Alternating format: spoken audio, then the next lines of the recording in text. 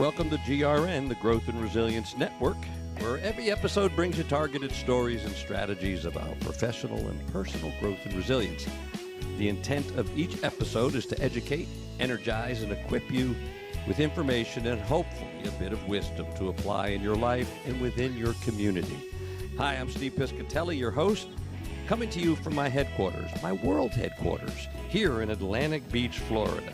Now, today we have visual artist Gary Mack in the studio. Gary is a Jacksonville painter whose love for the ocean has influenced his art for the past 35 years. He's known for his large oil-on-canvas abstract paintings and also his beach scenes and landscapes of North Florida. His inspiration, which he'll talk more about during our conversation, for the paintings comes from the colors in nature and from people he's known. You want to go to his website, and that's GaryMackArt.com, GaryMackArt.com, GaryMackArt.com. I'm looking at it right now. It is gorgeous, absolutely gorgeous. And more importantly, and selfishly for me, Gary is a neighbor of ours here in Atlantic Beach, and I guess you could call this his world headquarters as well. We have a few of his masterpieces hanging on the walls of the GRN World Headquarters. So today we're going to take a look at art and its connection to community, to empowerment, to resilience for people and for community. And Gary, my friend, welcome. I'm glad you're here. Thanks for making the time. Thank you, Steve. Happy to be here. So let's start with, briefly, tell us a little bit about your journey as an artist. How did you get to where you are? And part of that is art, because here I am, a guy that can't draw a stick figure, and I mean that. Is it inborn? Was there a notable mentor for you? Was there a teacher that just popped and made you come alive and realize what you had inside you? Yes, all of the above. Various people in my life that I was influenced by with their artistic abilities, but I think it started at home. I realized that my dad and mom had artistic ability, although neither was an artist.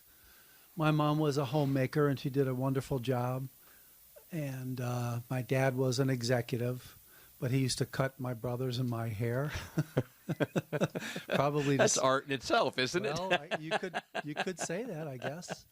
It might have been to save money, but it demonstrated to me that my dad had an artistic ability, which I think everyone does. You do think that? Absolutely. Everyone has artistic, well, most people. Has it been squelched in people then? Definitely. Definitely. Yeah. And I know I'm interrupting you, but I go down these rabbit holes when you. That's okay. So why is it squelched? Is it that, well, that's not practical? No, I think one reason might be that people don't want to face their artistic abilities. Really? Why would that be? Because art requires passion. Passion, which comes from the heart. Yeah. You know, you have to be passionate about anything you do to be good at it, or at least to enjoy it. Right? Yeah, I agree. So I think a lot of passion is suppressed in our world, which is why I think we have, such an anesthetized society, whether it's drugs, TV, you name it, whatever distractions people can use to not face themselves and their passion and their artistic ability. I don't know. Numbing agents. Maybe. Yeah. And I'm not putting people down. I'm just saying that it's rare for an individual to have the drive and perseverance to achieve artistic success. And don't get me wrong, I love being recognized as an artist. Especially when people appreciate and compliment me on my work.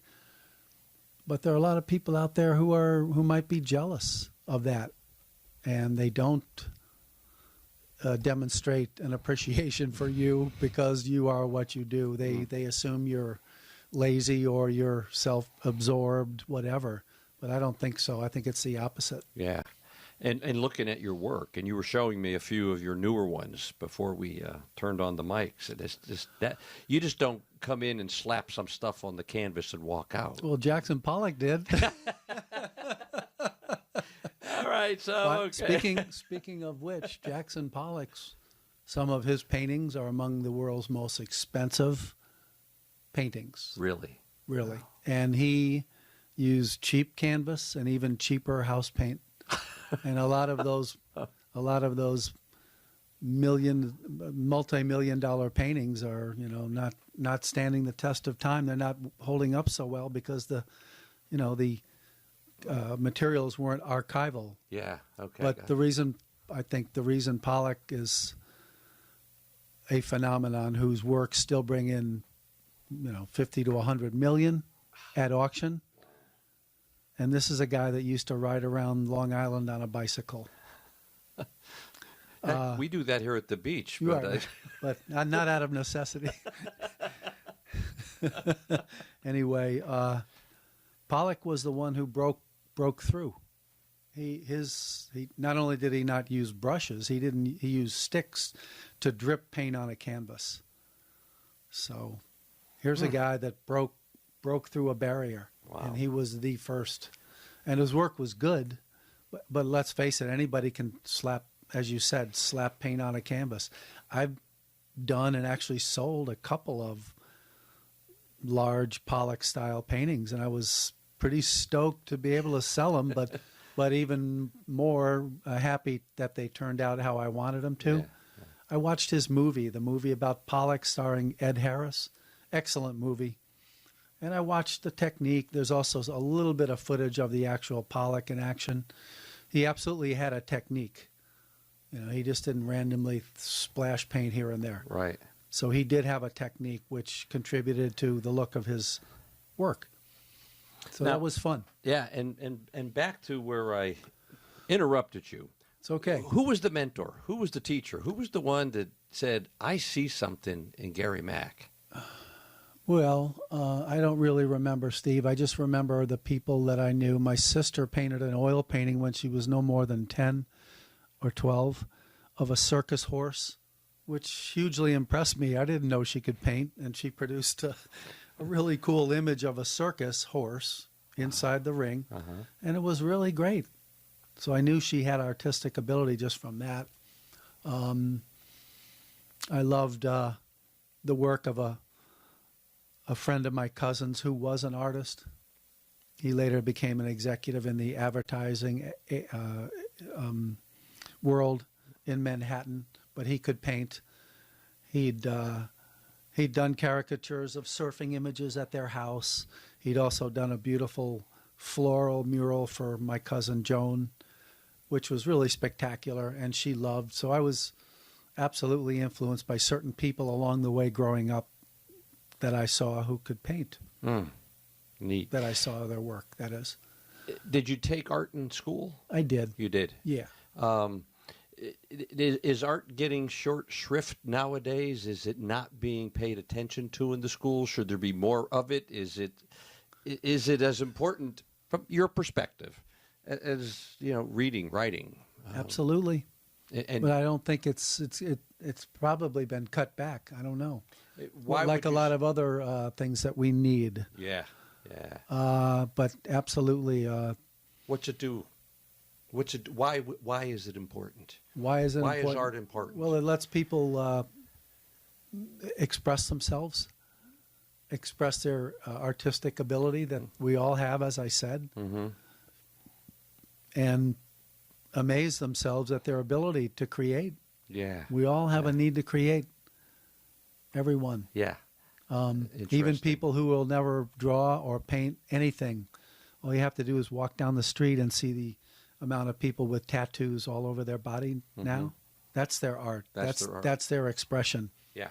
That's my opinion anyway. And the tattoo artists are artists. They are. Yeah. Some of them do beautiful medium. work. Yeah. In that medium. Yeah.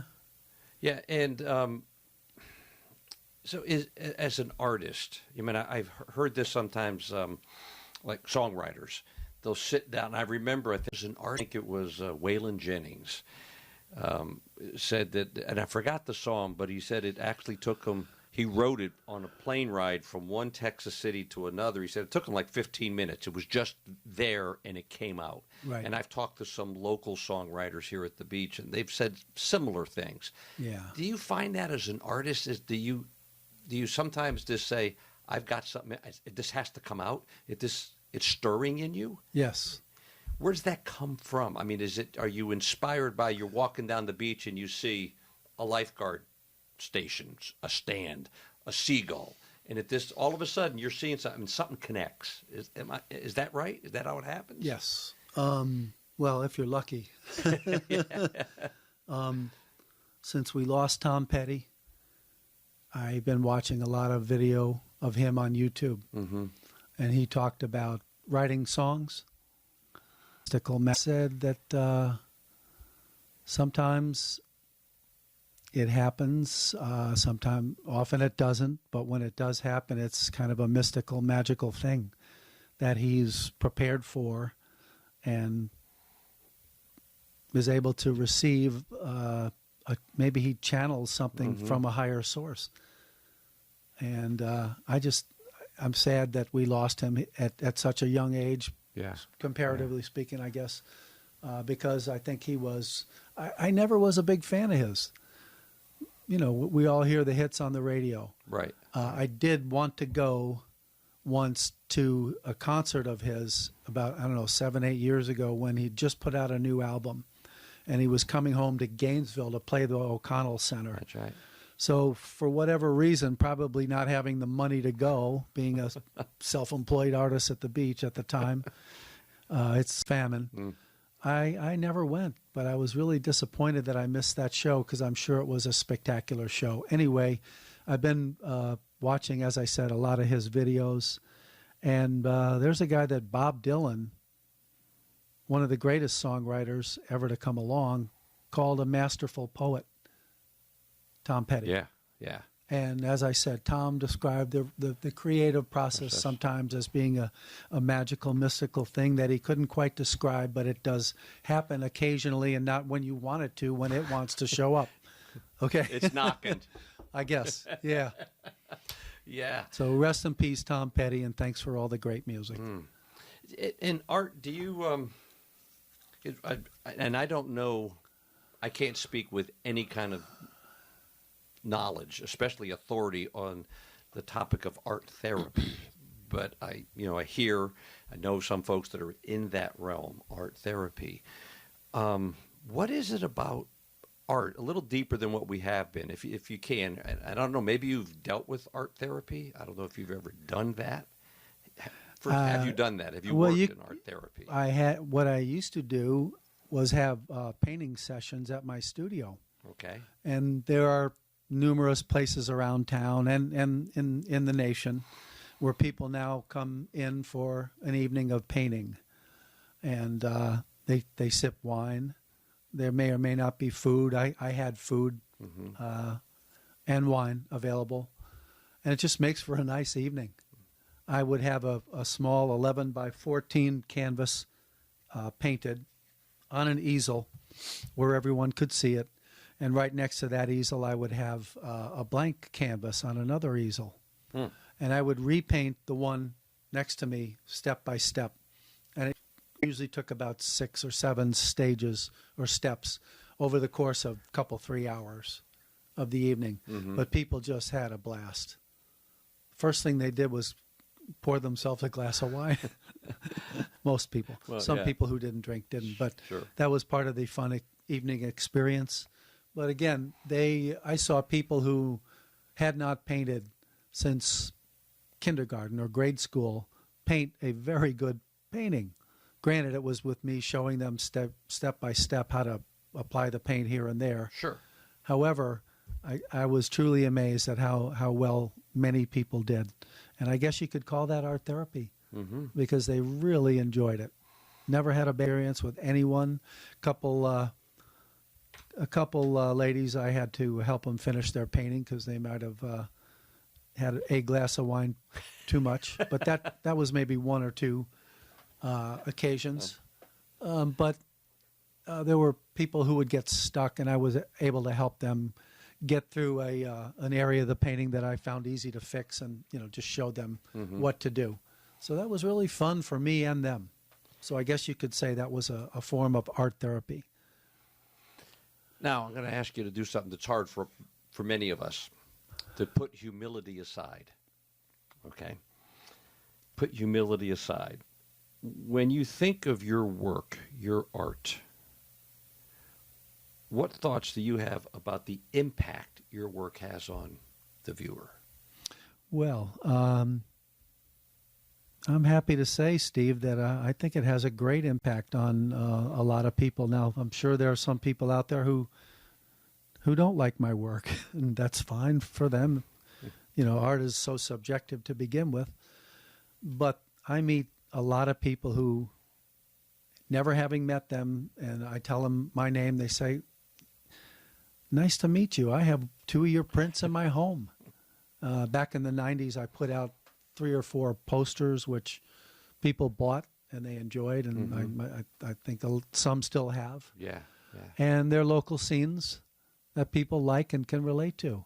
So there is a resonance because, especially locals, I've seen that kind of, and that one that we have as you walk in our front door, right? A1A South. Anyone who's ever driven to St. Augustine can relate to that. Anybody. I've met people who said, I love your painting of the Atlantic Beach Pier, the little short pier we have. Yeah. We got engaged there. But just little things like that. I had to move from Jacksonville to Des Moines, and I still have my painting of the corner that you did, which connects me to back home. Yeah. Just nice to hear things like that from people. It's really nice. Now, you do work for commission as well. I mean, yes. Someone comes to you and say, "We want you to paint." Yes. Whatever. Very, very fortunate and grateful to get commission work, and it's extremely rewarding when you produce something that someone hired you to do that they just love. Yeah, and it's going to hang in their corporate office or in their home or in the restaurant or. Right. Didn't you just recently at one of the restaurants here, you painted the wall, didn't you? Was it on a brick wall? Did you do something? I want to say it was at Ragtime. You were doing something there. Is that yes. correct? Yeah. They underwent a renovation a year or 2 ago, and there was a image that they wanted on the brick wall of actually a piano player. Yeah. Like Fats Domino or someone. And I painted it in only a couple colors, I think black and white on the wall. Yeah. And since it's a microbrewery, there was a script to go along with the image that said there's something always brewing. Anyway, they were very happy with it. Now, it's one thing you're walking down the beach and you see something that clicks. And you in one way or another, Gary is saying, "I got to paint that." Well, one of the things that I think you're probably going to ask me is, are artists able to? Are they always on the lookout for? That's one. Or can they turn it off? And I don't think so. You don't think so? Well, I can't. Yeah. I mean, I'm sure there are plenty of artists who cannot either, because you can't help but be drawn to something that your eye picks up without even trying to. Yeah. Whether it be color or composition or both. A landscape, a beach scene, a beautiful sunset. It's there. It's there. And if you're an artist and you love to work with paint, why wouldn't you want to try to express that? That's an interesting point. And songwriters, and sometimes you'll say, what came first? Was it the lyric or the music? The melody? What was it that you started with? So when you mentioned that, I'm thinking, as you're walking down and something grabs your eye, is it texture? Is it color? Is it the juxtaposition of both? Or is it just whatever it happens to be at that moment? I think if it's an interesting scene, that's probably what grabs you, especially if it's something that you think you'd like to paint. The setting. Yeah, the setting. Color, absolutely. I love color. I know artists who paint only in black and white, and they're really great at what they do. Yeah. But I love color. For me, that's the thing. What's your medium? My medium is oil on canvas. On canvas, okay. Yeah, I have painted in acrylic on canvas, and I still do. I love watercolor. I took Mr. Everett Draper's watercolor course in January of '82 at the Jacksonville Art Museum, and he made it look easy. I was so intimidated. So an artist gets intimidated. Oh, absolutely, especially when you're trying to, get a foothold or get started. And I was so concerned about getting colors right, developing a style, and that will follow if you just stay with it. I'm coming back to this idea of you're walking and you get the idea. You're inspired. How does that work when, let's say, Steve comes up to you and Steve says, Gary, I want you to paint something in my house. I know there's the money aspect of it, but how do you get inspired when you don't know anything? Do you have to now learn something about my lifestyle, learn something about my home? You have to interview me before you paint something. Sure. Usually it's a client who has an idea for something that they'd like. And once you know that, you can narrow it down. Pretty much. Yeah. And you get to know them as you communicate with regards to the subject matter. Has art ever saved your life in any way? Well, I have to say, sure, yeah. Yeah. I just really didn't want to ever do anything else. I've done other things, and still occasionally if a job pops up that I can do and it helps someone and I can make money, yeah, just to break them, just to create a change of pace, I'll do something. Maybe it's picture framing related or something like that. Mm-hmm. Or a lady called me this morning about hanging art in her home. She has numerous pieces, so yeah, I'll do that. I'll just pick up a little side job. But yeah, there have been times when you need to move past a tragedy or an event in your life, and art is a pretty good way to do that. I remember reading somewhere where after John Lennon was murdered, a friend of Yoko Ono's said to her that she could see that she was depressed, of course, understandably. Yeah. She said, you're an artist. You need to create to help yourself move forward. So I think, yes, there have been times in my life that art has helped me out of a low valley of mentally, I'd say for sure. Yeah. Sometimes it's, for me, it's writing. Cathartic. Yeah, and yeah. It's a way at times to get the mind onto something else, even if momentarily, and you do it in stages, at least I found. So if I'm really struggling with something, I do something for 5 minutes, at least I'm not thinking about that struggle for 5 minutes. Right. And then I keep on moving. And yeah, it's really cliche to say time will heal it. But over that course of time, what do we do with it? But things do help. Yes. And I think art is one of those things. Yeah. Sure. Just one or two more things, Gary, because I know you're going off to your studio. You got some creating to do. We have here at the beaches, like many communities do, a monthly art walk. And it's always heartening to see the people who turn out for it. Not only the vendors, but the artists. And there's so many different types of artists. There are the painters, the visual artists. There are the jewelry makers. A good friend of mine, and you know, Joe Speckman, who makes guitars, and he brings his guitars out there and he displays them. That's art. What does that do, from your perspective, what does that do for the community when they get to go out and see this art? Not in a museum. It's on their streets, the ones that they walk, ride their bikes, drive their cars, walk their dogs. What does it do for the community? It draws them closer together. I used to do the art walk, and I might still like to pick it back up.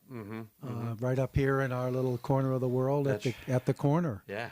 I had a great spot, and I found that there were people that would come out every month, rain or shine, just because they love the art walk. They love to see who had produced what. And they also enjoy knowing or having gotten to know artists. Sure, I mean, you walk by and have to say hi, and it's nice to see you. And for the artists, it's a great way to stay connected to the community and let people know what you have. Make money if you do sales, hopefully. Sure. You do have to eat. Yes, we do. But it's just nice to see a lot of the same people show up. Yeah. It demonstrates that people do have an interest in the arts, and that's a nice way for everybody to stay connected. The as word I said, I was thinking, connections. Yeah, Yes. and people need that. Art in public places, murals I hear are on the upswing downtown. That's a great thing. Yeah. If you go to the West Coast, you see a mural on every block. And it's starting to happen here, and it's a long time coming. I think it should have happened a long time ago. Art in public places. Absolutely. It could be therapeutic in itself. Absolutely. Yeah. Look at the beautiful sculpture we have at the end at the 5 Points here in Atlantic Beach. Yeah. That's spectacular. It is. We all just love it. Mm-hmm. And you see it as you're driving in. It's Right. From 5 different directions. Yeah, 5 different directions. And sometimes you see it coming in at the end of a hard day for some people. Right. Yeah. All right, the last thing. Let's say listeners, artists or non-artists, want to do something in their community, and they don't have an art walk, okay? And you've told us how art can be so validating, how it can distract us from the distractions, get us away from the noise, and get us in touch with our inner selves, whether we're creating it or appreciating it, and also using it as an artistic an outlet for artistic expression. Yeah, a way to express your passion for whatever it is, whether it's making something with your hands, jewelry, sculpture, painting a picture. Mm-hmm. We all need to do that. So if somebody finds themselves in what they consider to be an art desert, what would you encourage them to do? How do you get your community? If I were there, I would go on YouTube and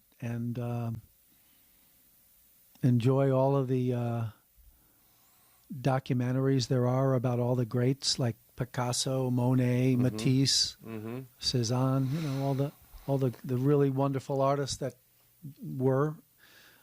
And I don't know, Steve. I mean, if they didn't have an art walk, I was going to say support local arts by buying a print from an artist if you can. There's a powerful thing. If you see something you like, do yourself a favor, buy it. It'll entertain you every day. Great investment in your own happiness. Yes, yes. Without an art walk, I don't really know. I guess just try to support the arts however you could in your community. Well, it could even be supporting a songwriter at a local club. Sure. I mean, something like that. Buy their CD. Yeah. Yeah. But and I was thinking about the documentaries.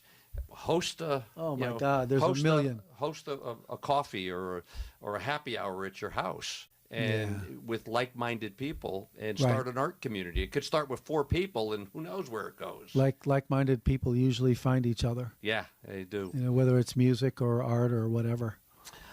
Gary, thanks for joining us. Oh, what a pleasure. No, this is phenomenal. Folks, take Gary's powerful, practical message and messages about art and what it can do. Again, I just love it, this idea of validation, distraction from the distractions, distraction from the noise.